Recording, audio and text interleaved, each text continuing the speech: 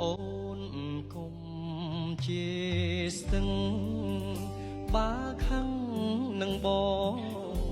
ទុកក្រនដាឆ្លងនឹករឿងស្រណងទឹក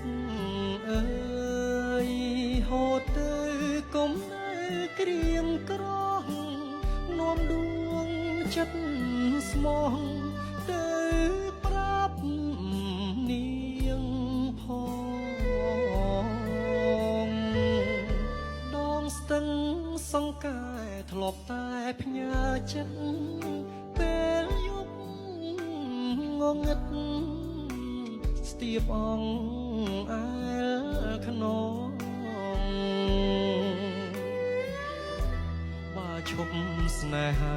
សុំខ្លួនជាបងជួបមុខម្ដង